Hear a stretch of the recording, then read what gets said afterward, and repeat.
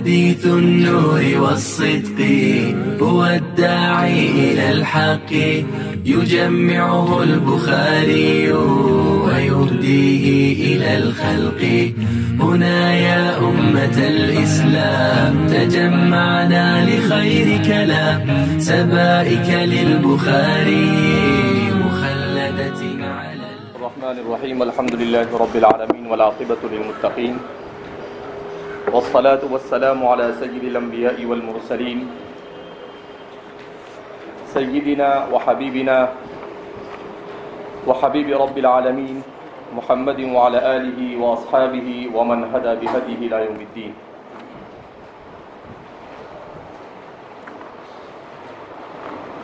امام بخاری اپنی کتاب میں دوسری حدیث کو بیان کر رہے ہیں. ایک طالب علم نے سوال کیا تھا،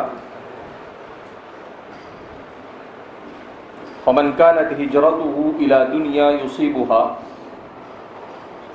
شرط اور جزا کے سلسلے میں. تو اس کا جواب حضرات محدثین نے یہ دیا ہے کہ اولاً تو یہاں پر ایک اعتراض یہ ہوتا ہے کہ انما الاعمال بالنیات وانما لامرئ ما نوى، فمن كانت هجرته الى الله ورسوله فهجرته الى الله ورسوله، فمن كانت هجرته الى دنيا يصيبها او الى امرأة ينكحها فهجرته الى ما هاجر اليه. دونوں جگہ پر اعتراض یہ ہوتا ہے کہ شرط اور جزا میں مغایرت ہونی چاہیے، اور حدیث پاک میں شرط اور جزا میں مغایرت نظر نہیں آ رہی، اس لیے کہ حدیث میں کہا جا رہا ہے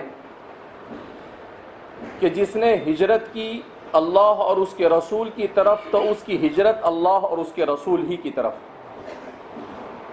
تو شرط بھی ایک ہی چیز ہے اور جزا بھی ایک ہی چیز ہے، جبکہ قواعد نحو اور قواعد عربیہ کے اعتبار سے یہ درست نہیں، اس لیے کہ شرط اور جزا میں بظاہر کوئی مغایرت نظر نہیں آ رہی. تو اس کا جواب حضرات محدثین نے یہ دیا ہے کہ شرط اور جزا میں مغایرت کا مغایرت لفظی ہونا ضروری نہیں، بلکہ مغایرت معنوی بھی کافی ہے. کیا مطلب؟ کہ اگر شرط اور جزا میں الفاظ ایک جیسے ہو مگر وہ معنی الگ الگ دے رہے، تو الفاظ کے متحد ہونے سے یہ لازم نہیں آتا کہ شرط اور جزا دونوں ایک چیز ہے.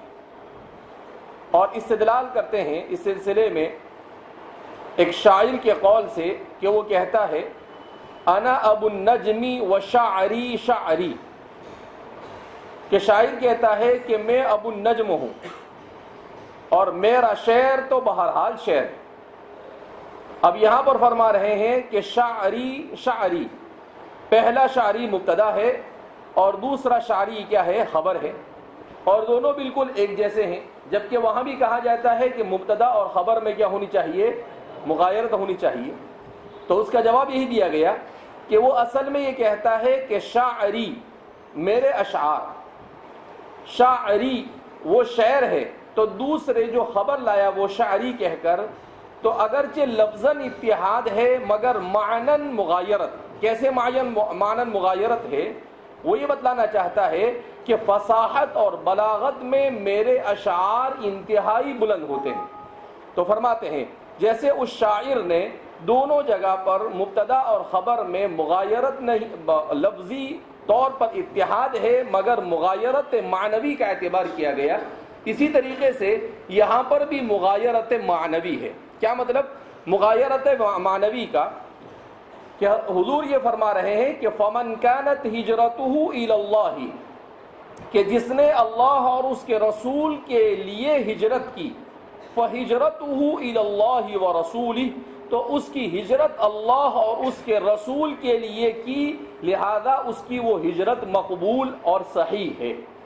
اور جس نے دنیا کے لیے ہجرت کی یا کسی سے نکاح کرنے کے لیے ہجرت کی، تو وہ اس کی ہجرت غیر صحیحۃ، وہ غیر صحیح ہے، وہ صحیح نہیں ہے، اس پر ثواب نہیں ملے گا۔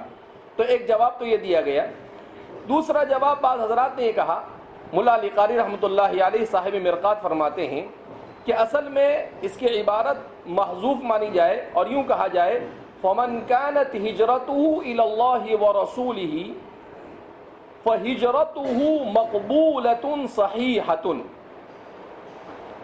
کہ اس کی ہجرت مقبول۔ تو انہوں نے جزا کو یہاں پر محذوف مان لیا کہ یہاں پر جزا کو کیا مانا جاوے؟ محذوف مانا جاوے۔ امام بدر الدین العینی فرماتے ہیں کہ اصل میں ہے فَمَنْ كَانَتْ هِجْرَتُهُ إِلَى اللَّهِ وَرَسُولِهِ،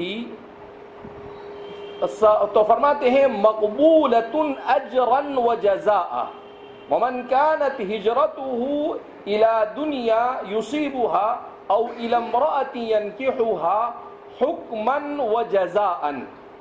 تو فرماتے ہیں کہ دونوں جگہ پر، ایک جگہ پر اجرا وجزاء اور ایک جگہ پر حکما وشریعتا، وجزاء وشریعتا، ان دونوں کو یہاں پر محذوف مانا جائے گا۔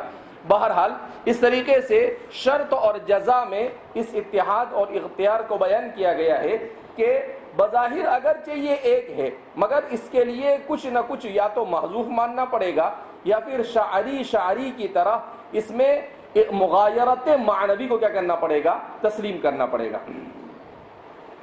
اس کے بعد ایک سوال تھا کہ اخبرنا مالک، امام مالک کے نسب کے سلسلے میں، تو حضرت امام مالک کا نسب اس طریقے سے بیان کیا ہے ان کے سیرت لکھنے والوں نے کہ آپ کا نسب ہے مالک بن انس بن مالک بن ابی عامر انس بن حارث الاصبحی المدنی القحطانی۔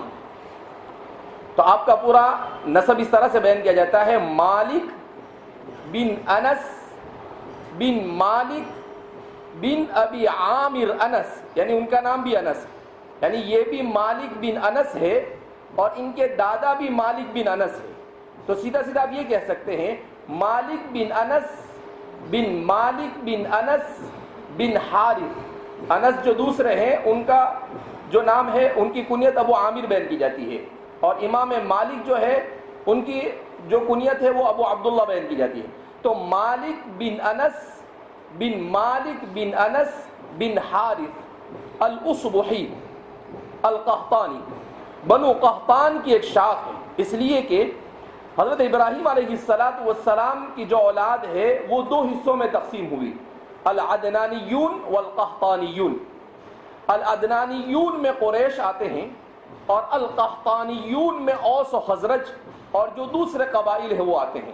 تو آپ چونکہ مدینہ منورہ میں تھے تو قحطانیین کی ایک شاخ اصبحی، ان کے جد امجد اصبح کی طرف نسبت کرتے ہوئے، اس کی طرف نسبت کرتے ہوئے انہیں اصبحی کہا جاتا ہے۔ مدینہ منورہ میں آپ کا قیام رہا، وہیں پر آپ کی ولادت ہوئی 93 میں، اور وہیں پر سن ہجری 179 میں آپ کا انتقال ہوا۔ اس مناسبت سے آپ کو مدنی کہا جاتا ہے، اور آپ قحطان سے تعلق رکھتے ہیں، اس مناسبت سے آپ کو قحطانی کہا جاتا ہے۔ امام مالک بن انس، بہرحال آپ کے سلسلے میں سب سے اہم اور بنیادی بات یہ بیان کی جاتی ہے کہ آپ کو اللہ رب العزت نے امت مسلمہ میں فقہ کی امامت کے اعتبار سے مقام ثانی عطا فرمایا۔ مقام اول امام ابو حنیفہ کو ہے، اور مقام ثانی ترتیب زمانی کے اعتبار سے بھی اور ترتیب فضلی کے اعتبار سے بھی امام مالک کو حاصل ہے۔ تو امام مالک کو اتنا اونچا مقام ملا، تو فرماتے ہیں امام مالک کہ مجھے یہ جو کچھ ملا یہ صرف اور صرف ادب سے ملا۔ وہ فرماتے ہیں کہ میں جب چھوٹا تھا اور میری عمر 10 سال سے بھی کم تھی تو مجھے میری والدہ نے کہا اذهب الى مسجد رسول اللہ صلی اللہ علیہ وسلم وتعلم من ربیعہ من ادبہ قبل علمہ، کہا ان سے ادب کو سیکھو ان سے علم سیکھنے سے پہلے۔ تو فرماتے ہیں فتعلمت الادب قبل العلم، کہ میں نے ربیعہ سے ادب سیکھا پہلے اور اس کے بعد ان سے علم سیکھا۔ ربیعہ اور نافع مولا حضرت عبداللہ ابن عمر اور ابن الہرمز، ابو بکر ابن الہرمز، یہ آپ کے اجل اساتذہ میں سے ہیں۔ فرماتے ہیں کہ میں جب 10 سال سے تجاوز کیا میں نے، تو میں ابن ہرمز، جو ابو بکر ابن الہرمز سے مشہور ہے، کہ ابو بکر ابن الہرمز ان کے حلقے درس میں جا کر بیٹھتا تھا۔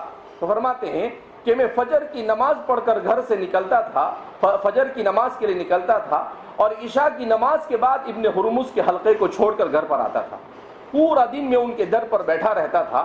فرماتے ہیں کہ اسی طریقے سے میں نے نافع، جو حضرت عبداللہ بن عمر رضی اللہ تعالیٰ عنہ کے اجل تلامذہ میں سے ہیں، ان کے ساتھ بھی میں نے ملازمت اختیار کی، اور 8 سال تک فجر کی نماز سے لے کر عشاء کی نماز تک، جب تک کہ وہ سو نہیں جاتے تھے، میں ان کے در پر بیٹھا رہتا تھا، اور اس طریقے سے میں نے علم کو حاصل کیا۔ تو فرماتے ہیں کہ مجھے یہ مقام اور مرتبہ ملا اپنے اساتذہ اور علم کا ادب اور احترام کرنے کی وجہ سے۔ فرماتے ہیں اسی لیے امام مالک یہ واحد وہ شخص ہے جو مدینہ سے باہر کبھی نہیں گئے، مدینہ میں سکونت اختیار کی، علم بھی آپ نے مدینہ ہی میں حاصل کیا۔ اس لیے فرماتے ہیں چونکہ مدینہ مرکز علم تھا اس زمانے میں، اور آپ نے 300 تابعین اور 600 تبع تابعین سے علم حدیث حاصل کی۔ آپ کے سیرت نگاروں نے لکھا ہے کہ ایک اندازے کے مطابق آپ نے 300 تابعین سے، یعنی جنہوں نے صحابہ کو دیکھا، اور 600 تبع تابعین سے علم حاصل کیا۔ کہ جس سال حضرت انس بن مالک رضی اللہ تعالیٰ عنہ کا انتقال ہوا، اسی سال آپ کی ولادت ہوئی، سن ہجری 93 میں۔ بہرحال امام مالک کے اور بھی اس سے زیادہ مناقب کو ان کی کتابوں میں بیان کیا گیا ہے۔ ایک طالب علم نے سوال کیا تھا، اس مناسبت سے ان کے نسب کو یہاں پر ذکر کیا گیا۔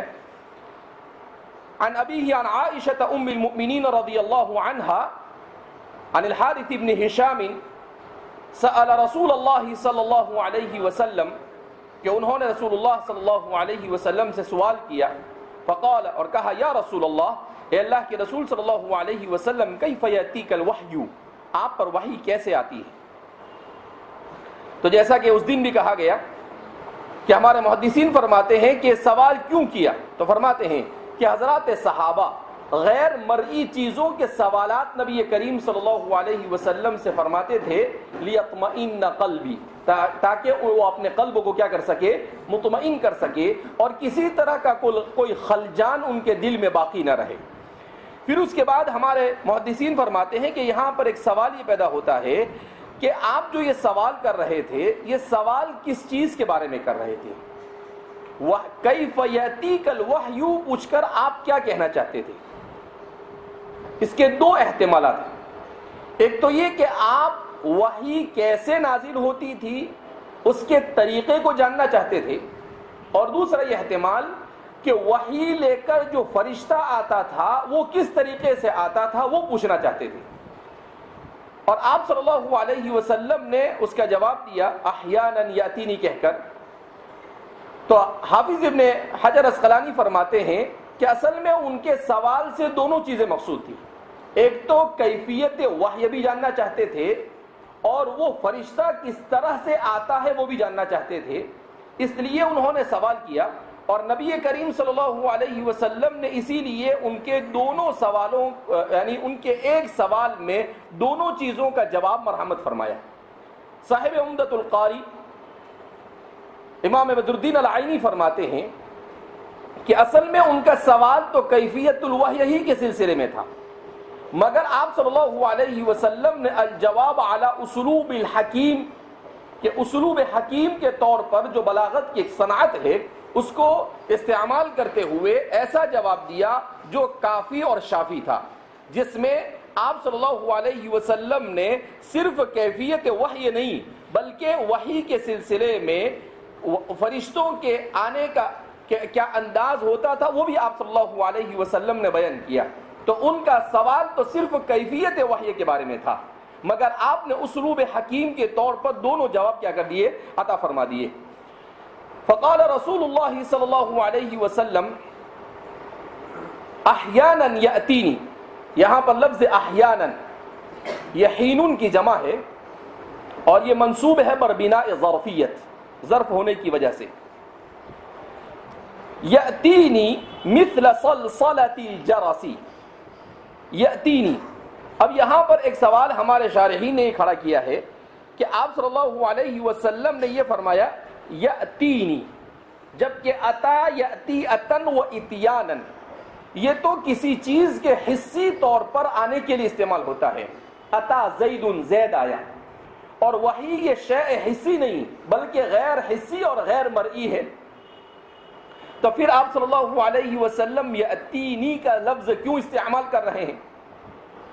تو فرماتے ہیں کہ اس لیے کہ وحی اگرچہ بظاہر وہ غیر حصی ہے اور نظر نہ آنے والی اور غیر مرئی ہے ہمارے لیے، مگر نبی کریم صلی اللہ علیہ وسلم کے لیے تو وہ محسوس تھی، اس لیے کہ آپ صلی اللہ علیہ وسلم کو تو اس کا احساس ہو جاتا تھا.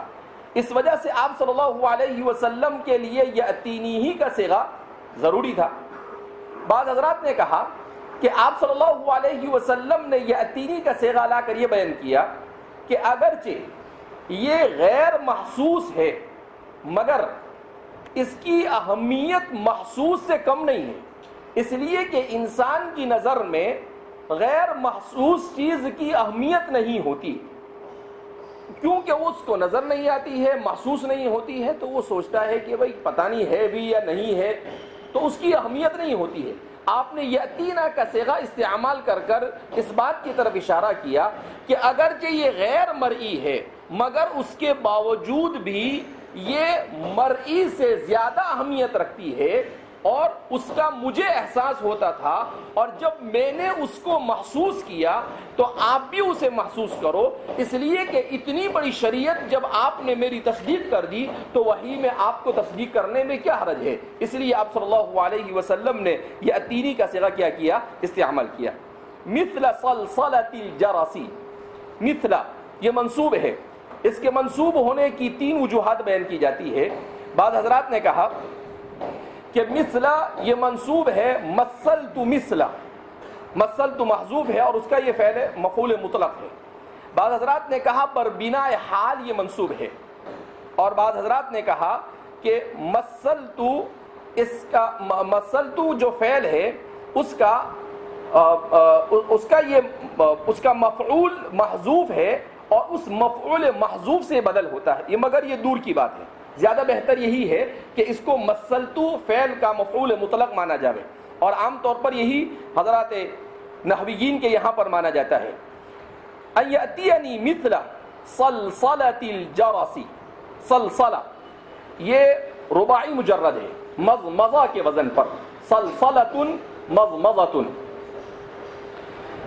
اور جہاں پر بھی مضمضۃ کے وزن پر کوئی بھی فعل آتا ہے رباعی مجرد سے تو اس میں تکرار کا معنی پایا جاتا ہے. مضمضہ کو بھی مضمضہ اس لیے کہتے ہیں کہ مضہ کے معنی کسی چیز کو چبانا اور کسی چیز کو گھمانا، اور چونکہ آدمی جب پانی کو منہ میں لیتا ہے تو 2-3 مرتبہ کیا کرتا ہے، اسے منہ میں گھماتا ہے، اس وجہ سے مضمضۃ اس کو کہا جاتا ہے، تو ڈبل معنی اس میں پایا جاتا ہے. اسی طریقے سے صلصلۃ اس کے معنی بھی آتے ہیں آواز کی تکرار، آواز کا گونجنا، آواز کا پے در پہ آنا، اسے کہا جاتا ہے صلصلۃ. اب یہ تو ہوا صلصلۃ کا معنی لغوی. اب سوال یہ پیدا ہوتا ہے کہ صلصلۃ الجرس، آپ فرما رہے ہیں کہ کبھی کبھی وحی میرے پاس صلصلۃ الجرس کی طرح آتی ہے. تو اب یہاں پر ہمارے محدثین نے بہت مضبوط قسم کے کچھ سوالات کھڑے کیے. سب سے پہلا سوال تو ہمارے محدثین یہ کھڑا کرتے ہیں کہ صلصلۃ الجرس کہہ کر آپ صلی اللہ علیہ وسلم آخر کیا کہنا چاہ رہے ہیں، اس سے مراد آپ کی کیا ہے. تو فضل الرحمن الترپشتی وہ فرماتے ہیں کہ صلصلۃ الجرس کہہ کر آپ صلی اللہ علیہ وسلم یہ بتلانا چاہ رہے ہیں کہ جب وحی آتی ہے تو اس وحی کے وقت وہ میرے قلب کا مکمل احاطہ کر لیتی ہے، اور میں گویا کہ اس دنیا سے کٹ سا جاتا ہوں اور دوسری دنیا میں کیا ہو جاتا ہوں، چلا جاتا ہوں. اسی لیے آپ آگے فرماتے ہیں فیوصم عنی، کہ جب وہ چلی جاتی ہے تب مجھے پتا چلتا ہے کہ میں دوبارہ اس دنیا میں واپس کیا ہوا ہوں، آ گیا ہوں۔ تو یہ آپ صلی اللہ علیہ وسلم اس بات کو بیان کرنے کے لیے اسے سلسلۃ الجرس سے تعبیر کر رہے ہیں۔ دوسری طرف شاہ ولی اللہ صاحب محدث دہلوی رحمۃ اللہ علیہ وہ فرماتے ہیں کہ اصل میں آپ صلی اللہ علیہ وسلم سلسلۃ الجرس کہہ کر تعطل حواس کی طرف اشارہ کر رہے ہیں کہ جب وحی آتی ہے تو چونکہ یہ کلام اللہ ہے، اور جب یہ کلام اللہ ہے تو کلام اللہ کا ادراک یہ انسان کے حواس کے لیے ممکن نہیں، اور جب اس کا ادراک انسان کے حواس کے لیے ممکن نہیں ہے تو فرماتے ہیں کہ جیسے ہی وحی کا نزول شروع ہوتا ہے تعطل حواس ہو جاتا تھا، یعنی آپ صلی اللہ علیہ وسلم کے حواس کام کرنا چھوڑ دیتے تھے، اور آپ صلی اللہ علیہ وسلم کو سوائے وحی کے اور کسی چیز کا ادراک نہیں ہوتا تھا۔ اب وہ کیسے ہوتا تھا تو اس کو آپ نے سلسلۃ الجرس سے سمجھانے کی کوشش کی ہے۔ تو تعطل حواس کو آپ نے سمجھایا ہے سلسلۃ الجرس سے۔ امام طیبی فرماتے ہیں شارح مشکات، وہ فرماتے ہیں کہ اصل میں سلسلۃ الجرس سے نبی کریم صلی اللہ علیہ وسلم یہ بتلانا چاہتے ہیں کہ جب وحی کا نزول ہوتا ہے تو وحی کے نزول کے وقت بہت ساری آوازیں گونجتی ہیں، مگر جو وحی کی آواز ہوتی ہے میرا قلب اس کا ادراک کرتا ہے اور دیگر تمام کے تمام چیزوں سے اسے ممتاز کر دیتا ہے۔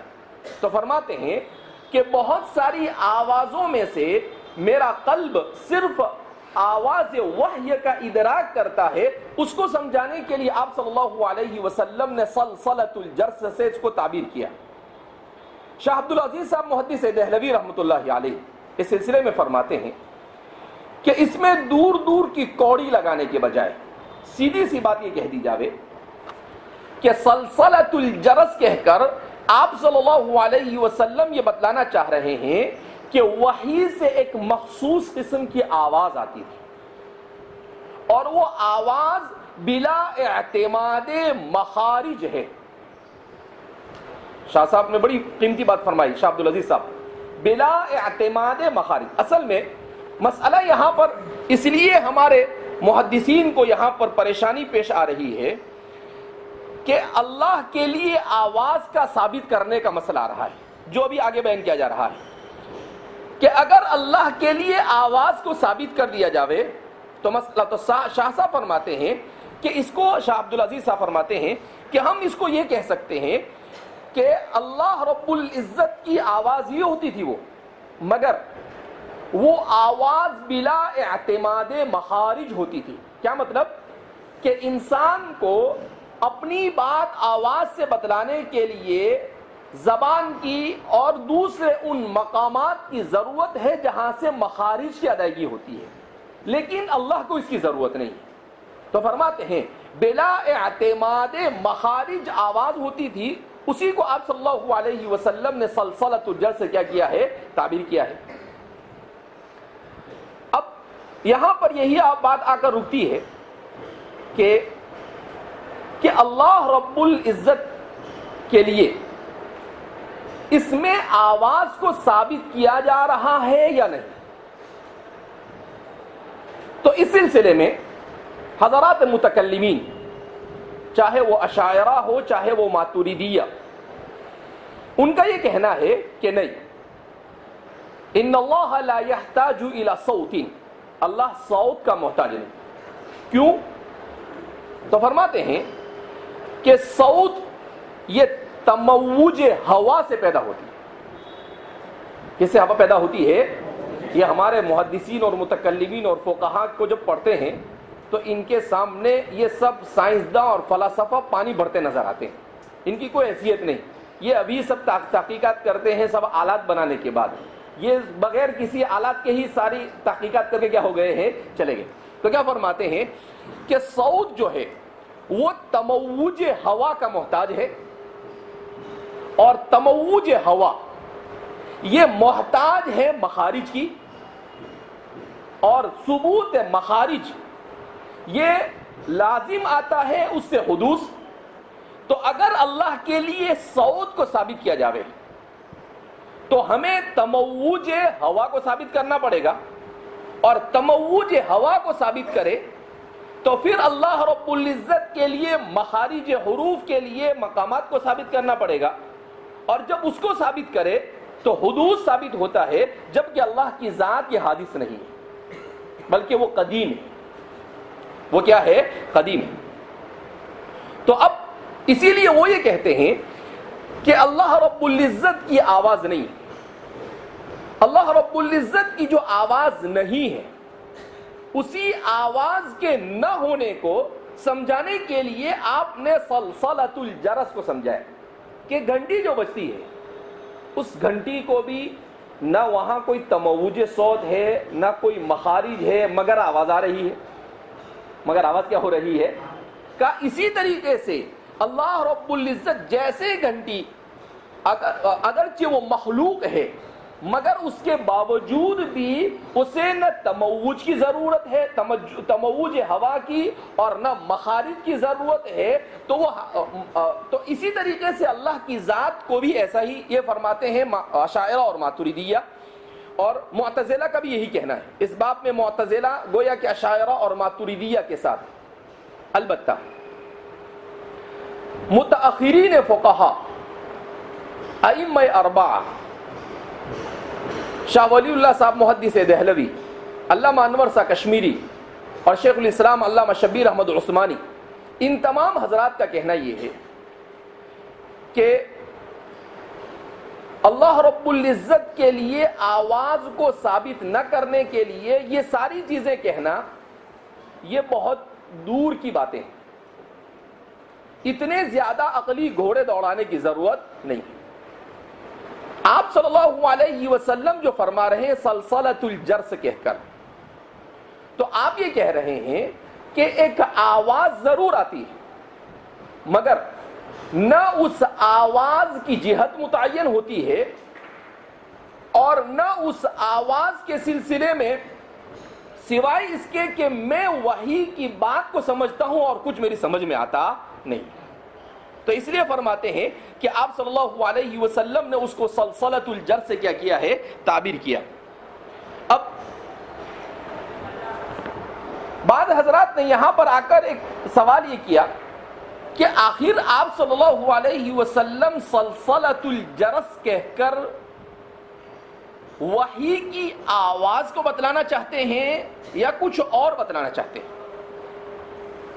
تو محدثین کی ایک جماعت کا کہنا یہ ہے کہ آپ صلی اللہ علیہ وسلم سلسلۃ الجرس کہہ کر دراصل آغاز وحی کی کیفیت کو بتانا چاہتے ہیں. کیا مطلب؟ کہ جب وحی آنے والی ہوتی تھی تو آپ صلی اللہ علیہ وسلم کو ایک مخصوص قسم کی آواز شروع ہو جاتی تھی, اسی کو آپ سلسلۃ الجرس سے تعبیر کریں. تو کہا کہ یہ وحی کے مقدمے کے طور پر ایک آواز ہوتی تھی, اس آواز کی طرف اشارہ کیا جا رہا ہے سلسلۃ الجرس سے.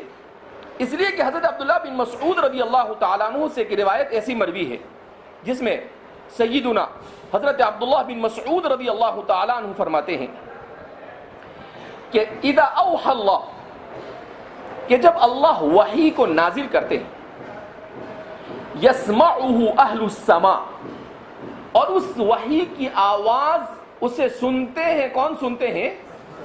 آسمان والے, جو آسمان میں. کہا جب وہ سنتے ہیں تو انہیں کیسی آواز آتی؟ کہا یسمعوا اہل السماء صلصلۃ کصلصلۃ سلسلۃ الجرس. کہا کہ وہ ایسی آواز ہوتی جیسے کہ گھنٹی کی آواز. تو جیسے ہی وہ آواز سنتے ہیں تو فرماتے ہیں فیرعد, کہ آسمان یہ ہلنے لگتا ہے, اور جیسے ہمیں بجلیاں نظر آتی ہے ویسے ہی آسمان پر بجلیاں اور رعد اور کڑک کی آوازیں آنے لگتی ہے. جب یہ ہوتا ہے تو فیخرون للہ سجدا, تو تمام کے تمام آسمان کے فرشتے وہ اللہ کے لیے سجدے میں کیا ہو جاتے ہیں؟ گر جاتے ہیں, اور وہ سمجھ جاتے ہیں کہ اللہ رب العزت وحی کو نازل کر رہا ہے یا تو ہمارے لیے کوئی حکم ہے یا پھر کسی اور کے لیے. پھر جب وہ کیفیت رکتی ہے تو سب سے پہلے حضرت جبریل علیہ السلام سر اٹھاتے. یہ سب احادیث صحیحہ میں. تو حضرت جبریل علیہ السلام سے فرشتے پوچھتے ہیں کہ اللہ نے کیا حکم نازل کیا, ما نزل اللہ نے کیا حکم نازل کیا. تو حضرت جبریل فرماتے الحق وهو العلی الکبیر, کہ اللہ نے حق نازل کیا اور وہی بہت بلند اور بہت عظیم ہستی والا ہے. تو فرماتے تو اس وقت تو جو یہ ساری کیفیت ہوتی ہے, اس ساری کیفیت کو سلسلۃ الجر سے کیا جا رہا ہے, تعبیر کیا جا رہا ہے. تو اس سے سب سے اہم بات تو یہ سمجھنے جیسی ہے کہ جو انسان وحی کو اہمیت نہیں دیتا ہے, اس انسان کو وحی کے ان کیفیتوں کو سننے کے بعد اندازہ کرنا چاہیے کہ وحی کتنی عظیم چیز ہے, کہ جب وحی کا نزول ہوتا ہے تو آسمان اور پورا ملأ اعلیٰ تھر تھر کانپتا ہے, اور ایسا تھر تھر کانپتا ہے کہ بجلی اور کڑک کی طرح وہاں پر ایک موسم قائم ہو جاتا ہے, اور فرشتوں پر ایک قسم کا خوف طاری ہوتا ہے, اور وہ اللہ کے لیے سجدے میں کیا ہو جاتے ہیں, گر جاتے ہیں, اور پھر اٹھ کر فوراً پوچھتے ہیں کہ کہیں ہمارے لیے کوئی حکم تو نازل نہیں ہوا ہے, اگر کوئی حکم ہے تو ہم تیار ہیں اس کی تابعداری کے لیے. جب وہ مکلف نہیں, ان کے یہاں پر وحی کی اتنی اہمیت ہے, تو جو مکلف بندے ہیں ان کے یہاں پر وحی کی اہمیت اس سے کتنی زیادہ ہونی چاہیے, بہرحال. تو اس لیے بعض حضرات نے کہا کہ یہ جو آواز ہے یہ یا تو فرشتوں کے پروں کی آواز ہے یا جبریل علیہ السلام کی پر کی آواز ہے, جس کو سلسلۃ الجرس سے تعبیر کیا جا رہا ہے, یا یہ آواز ہے اللہ رب العزت فرشتوں کو جو حکم دیتے ہیں تو اس حکم کے بعد فرشتے جو آپس میں چینی گوئیاں کرتے ہیں, آپس میں ایک دوسرے کے ساتھ جو گفتگو کرتے ہیں, اس کی آواز آپ صلی اللہ علیہ وسلم نے اسی کو سلسلۃ الجرس سے کیا کیا ہے, تعبیر کیا ہے. اسی کو کس سے تعبیر کیا ہے, سلسلۃ الجرس سے تعبیر کیا ہے. بہرحال اس کے بعد حضرت جبریل علیہ السلام اس وحی کا استیعاب کر لیتے تھے, اس وحی کو سن لیتے تھے, لأنہ سید الملائکہ, اس لیے کہ وہ کیا ہے, سید الملائکہ ہے. اور پھر سننے کے بعد وہ نبی کریم صلی اللہ علیہ وسلم تک وہ وحی کیا کر دیتے تھے, پہنچا دیا کرتے تھے. ان تمام تفصیلات کے باوجود ہمارے محدثین کی ایک بڑی جماعت, خاص طور پر متاخرین کا کہنا یہ ہے کہ احادیث کو جمع کر کر ہم خلاصے کے طور پر یہ بات کہہ سکتے ہیں کہ نبی کریم صلی اللہ علیہ وسلم پر جب وحی کا نزول ہوتا تھا تو ملأ اعلیٰ کی کیا کیفیت ہوتی تھی اس کو بھی سلسلۃ الجرس سے بتلایا جا رہا ہے, اور ملأ اعلیٰ کے بعد دنیا ملأ اسفل, یعنی یہ دنیا کی کیا کیفیت. تو دنیا میں چونکہ وہ نبی کریم صلی اللہ علیہ وسلم پر اس کا نزول ہوتا تھا تو آپ کے قلب کی اور آپ کے باطن کی کیا کیفیت ہوتی تھی, ان دونوں چیزوں کو اس سے بیان کیا جا رہا ہے. لہذا آواز کے سلسلے میں بحث کرنا اور پھر تموج وغیرہ کے مسئلے کو اٹھانا کا اس کی ضرورت نہیں ہے. ہم یہاں پر یہی کہیں گے کہ اللہ کی اگر آواز کو مان بھی لیا جاوے تو کما یلیق بشانہ, اللہ کی آواز ایسی ہے جیسا کہ اس کے شائن شان.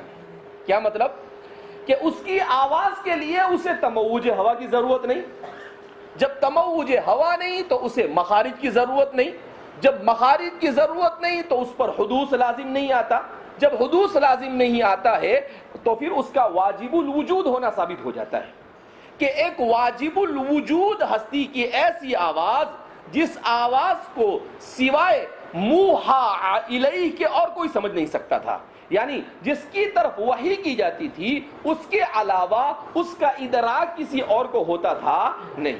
کہ اس پوری کیفیت کو جو وحی کے وقت ملأ اعلیٰ اور دنیا پر طاری ہوتی تھی اس کو آپ صلی اللہ علیہ وسلم نے سلسلۃ الجرس سے کیا کیا ہے, تعبیر کیا ہے. بہرحال الجرس الجرس اس کے معنی تو اصل آتے ہیں التحرک، کسی چیز کا حرکت کرنا.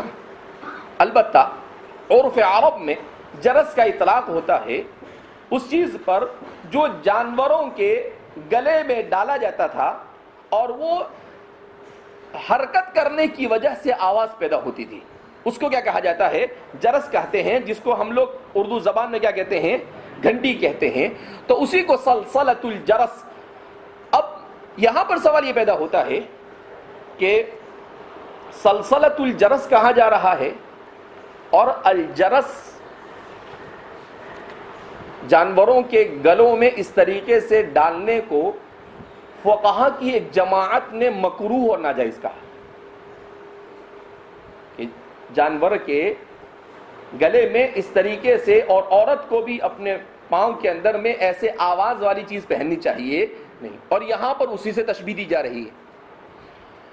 تو اس کے سلسلے میں فرماتے ہیں کہ اگر فقہا نے منع کیا ہے، بعض فقہا نے، تو اس کی وجہ یہ ہے کہ وہ اس کا جو حکم ہے وہ عین جرس کی وجہ سے ممنوع نہیں، بلکہ اس کی کوئی اور علت ہے. اور وہ علت کیا ہے کہ عورت کو اس لیے پہننے سے منع کیا گیا کہ اگر عورت اس طرح کی چیز پہنتی ہے اور بازار میں یا گھر سے باہر نکلتی ہے تو مرد اس کو سمجھ جائے گا کہ ہاں عورت آئی ہے، تو عورت کے پردے پر خلل انداز ہوگی اور مرد کے ذہن پر بھی اس کا اثر ہوگا. تو اس وجہ سے اسے منع کیا عورت کو. اور جانور کو بھی اس لیے کہ جانور کے گلے میں ڈال دیا آپ نے، اب وہ رات بھر ہلاتا رہتا ہے، اپنا سر ہلاتا ہے، کبھی خود ہلتا رہتا ہے، تو آزو بازو میں جو لوگ سوتے رہتے ہیں، جو اپنے کام میں مشغول ہوتے ہیں، وہ ان کے لیے ڈسٹرب ہوتا ہے، وہ پریشان ہو جاتے ہیں. تو دوسروں کو تکلیف پہنچے اس وجہ سے، ورنہ فی نفسی ہی جرس یہ ممنوع نہیں ہے. اگر فی نفسی جرس ممنوع ہوتا تو ظاہر سی بات ہے ہمارے مدارس وغیرہ میں اس کو استعمال نہ کیا جاتا گھنٹی وغیرہ بجانے کے لیے. تو حضرت مولانا یونس صاحب جونپوری وہ ایک مرتبہ آئے تو مولانا سے ہم نے سوال کیا. میں نے کہا کہ یہ جرس جو ہمارے مدارس میں پایا جاتا ہے، تو کہا ممنوع تو نہیں ہے لیکن احتیاط کرنا چاہیے. میں نے کہا کیوں؟ تو کہا کہ وہ جو گھنٹی ہوتی ہے اس کے بجائے جو دوسرا ایک ہوتا ہے ایسا لوہے کی پلیٹ ہوتی ہے اور اس پر زور سے کیا کیا جاتا ہے؟ لوہے کو ٹکرایا جاتا ہے. کہا وہ رکھنا چاہیے. تو میں نے کہا کہ حضرت وجہ کیا ہے اس کی؟ تو کہا اصل میں اب یہ مندروں میں اس کو بچایا جاتا ہے تو اس سے مشابہت سے بچنے کے لیے اس سے بچا جائے، ورنہ اس سے بڑھ کر اور کوئی چیز ہے نہیں. تو پھر میں نے کہا کہ اس کا مطلب حضرت یہ مکروہ تنزیہی ہے. تو ہنسنے لگے. کہا ہاں ایسا ہی سمجھو کہ مکروہ تنزیہی کی طرح ہے کہ جب ہم جس ملک میں جس دیار میں رہ رہے ہیں اس کو غیر کسی اور چیز کے لیے استعمال کرتا ہے تو ہمیں اس سے کیا کرنا چاہیے؟ بچنا چاہیے. تو ایک مرتبہ کسی ہندو صاحب سے ملاقات ہو گئی تو میں نے اس کو پوچھا، میں نے کہا کہ یہ آپ مندر میں جب جاتے ہیں تو جاتے ہی فوراً گھنٹ کیوں بجاتے ہیں؟ تو اس نے کیا بولا ہے مانو؟ کہا اصل میں اس لیے کہ وہ بھگوان سو رہا ہے تو ہم گھنٹ بجا کر اس کو متنبع کرتے ہیں کہ بھئی ہم آ گئے ہیں، ذرا متوجہ ہو جائیں. تو میں ہنسنے لگا. تو وہ میرا منہ دیکھتا ہے، بولے کیوں ہنس رہے آپ؟ میں نے کہا یار اگر بھگوان ہی سو جاوے تو کام کیسے چلے گا؟ بھگوان اگر سو گیا اور اس کو اٹھانے کی ضرورت اس کے یعنی عابد کو ضرورت پڑے کہ اپنے معبود کو اٹھائے تو پھر وہ معبود کس کام کا؟ تو الٹا ہونا چاہیے. تو یوں اوپر نیچے دیکھتا ہے، بولے ٹھیک ہے بعد میں ملتے ہیں بولے، اور وہاں سے کیا ہو گیا چلا. تو میں نے کہا کہ یار ایسا نہیں تو ذرا فلسفہ سمجھ کے جائے، یہاں پر کھڑا 2 منٹ رک. میں نے کہا بعد میں جاتی ہیں. تو میں نے اسے کہا کہ دیکھو اگر یہی فلسفہ ہے تو میری سمجھ میں نہیں آتا اور یہ غلط ہے. میں نے اس کو کیا کہا کہ اگر چوکیدار معمولی ہے، کوئی بڑی اہمیت نہیں اس کی، اور رات میں سو جاوے تو کیا ہوگا؟ تو بولے چور آرام سے چوری کر لے گا. تو میں نے کہا کہ اگر بھگوان ہی کو سلا دو تم تو یہ دنیا کا کیا حال ہوگا یار. یہ دنیا میں تو انسان بھی نہیں رہ سکے گا اور دنیا کا پتہ نہیں کیا سے کیا ہوگا. میں نے کہا کہ دیکھو قرآن کریم میں اللہ کیا فرماتے ہیں, اللہ لا الہ الا هو الحی القیوم لا تأخذہ سینۃ ولا نوم, نہ اسے اونگ آتی ہے اور نہ نیند آتی ہے. تو میں نے اس کو کہا کہ سینتن کہتے ہیں مقدمہ نوم کو. بولتا ہے کیا, اب اس کو کیا سمجھے گا بیچارے کو مقدمہ نوم. تو میں نے اس کو کہا کہ اصل میں ایک ہے سینتن اور ایک ہے نوم. تو سینتن کس کو کہتے ہیں, سونے سے پہلے جو کیفیت انسان پر طاری ہوتی ہے, یعنی سونے کا نشہ, اسے کیا کہتے ہیں اونگ. تو میں نے کہا جیسے آدمی بیٹھا ہے, بیٹھے بیٹھے سن رہا اور سنے سے, تو میں نے کہا یہ جو وہ ایسی جو کیفیت ہے کہ کبھی جھونکا مارتا ہے کبھی یہ کرتا ہے, اس کو کیا کہتے ہیں سینتن. تو میں نے کہا ہمارا قرآن تو یہ کہتا ہے کہ اس کو نیند تو بہت دور کی بات, وہ جھونکے بھی نہیں مارتا ہے اور مقدمہ نوم بھی کہیں سے اس اٹکتا پھٹکتا اس کے پاس نہیں. وہ حیون, وہ ہمیشہ سے زندہ ہے, قیوم, اور سارے نظام عالم کو تھامے ہوئے. تو اس لیے میں نے کہا کہ میری بات پر تھوڑا غور کر لینا اور بعد میں بتانا کہ کیا سمجھ میں آتا ہے. تو بہرحال الحمدللہ الذی ہدانا لہذا, ہمیں تو شکر ہی ماننا چاہیے اللہ کا کہ اللہ رب العزت نے ہمیں ایسی خرافات سے کیا محفوظ رکھا. ورنہ ابھی جہاں پر بیچارے معبود ہی کو اٹھانے کی ضرورت پڑے تو بیچارہ وہ معبود کرے گا کیا. پھر میں نے اس کو کہا, میں نے کہا دیکھو 2 منٹ کے مان لیا تمہاری بات کہ اس کو گھنٹ بجا کر تم اٹھاتے ہو. تو میں نے کہا پہلے یہ تو ثابت کرو کہ وہ تو مٹی کا بنا ہوا ہوتا ہے, اس میں تو قوت سما ہے ہی نہیں, اس کے اندر سننے کی طاقت, سینس اس کے اندر کہاں ہے, اس میں تو حس ہے نہیں. اگر فوٹو لگاؤ تو اس میں بھی نہیں, اگر مٹی کا بناؤ اس میں بھی نہیں, اگر ترقی کر کر سونے چاندی کا بناؤ تو اس میں بھی نہیں. تو میں نے کہا اس میں حس ہی نہیں. تو بولے ہاں بات تو صحیح ہے. تو میں نے کہا کسی کے تیرے پنڈت سے پوچھنے کا مجھے بتانا کہ بھئی اس میں حس کہاں سے آتی ہے, حس تو ہے نہیں اس میں. تو یا تو وہ بیکار ہے یا گھنٹی بجانا بیکار ہے یا پھر دونوں بیکار ہے. ابھی کیا ہے, کیا بیکار ہے اور کیا صحیح ہے, آپ کیا کرنا مجھے ذرا سوچ سمجھ کے کیا کرنا بتلانا. تو بہرحال میں نے اس کو ایسے ہی دوستی کے تعلقات ہمارے گاؤں میں, کیونکہ ہمارے گھر جو ہے صرف ہمارا خاندان وہاں رہتا ہے وستان شریف میں, قریۃ صغیرۃ جدہ, چھوٹا سا گاؤں ہے جہاں پر ہمارے پردادا جا کر آباد ہوئے تھے اور ان کے 4 بیٹے, تو انہی کے گھر ہے اور دوسرا کوئی وہاں پر ہے نہیں. باقی دوسرے سب لوگ ہمارے گھروں میں کام کرتے ہیں کیونکہ ہمارے پردادا جو تھے انہوں نے وہاں پر زمین خریدی. تو اس لیے ہم لوگ جب چھوٹے تھے اسکول میں جاتے تھے تو پوری اسکول میں جب پہلی پڑھنے کے لیے میں گیا وہاں پر تو صرف میں ایک ہی مسلمان, باقی سارے کے سارے کیا تھے, ہندو تھے. تو وہ بچپن تھا لیکن گھر میں دینداری تھی, اس وجہ سے تو ایسے چھوٹے اس وقت سے ان لوگوں کے ساتھ ہم لوگ ایسے سوالات, ان کے گھر میں جاتے تھے تو میں ان کو پوچھتا تھا کہ یار یہ اس کے 8 ہاتھ کیوں ہے, اس کے 7 منہ کیوں ہے. تو پھر وہ کہے کہ وہ اس لیے کہ جب ایک آدمی کو تھوڑے سے کام کرنا ہو, 2 آنکھ ہے, 1 دماغ ہے, تو اتنا بڑا نظام چلانے کے لیے 7 8 10 15 آنکھیں چاہیے نا, اور دماغ بھی زیادہ چاہیے, اس لیے کہا کہ اس کا اتنا سارا ہے. تو وہ عجیب سوال کے جواب کیا کرتے تھے, وہ دیا کرتے تھے. تو اس لیے بہرحال ہمیں تو یہی کہنا چاہیے وما كنا لنهتدي لولا ان, کہ اگر اللہ ہدایت نہ دیتا, دنیا میں بڑے بڑے عقل مند ہوتے ہیں وہ بھی ان چیزوں میں کیا ہوتے ہیں مبتلا. کیوں, وہ کہتے ہیں انا وجدنا آباءنا كذلك, کہ ہم نے اپنے آباء و اجداد کو ایسا ہی کرتے ہوئے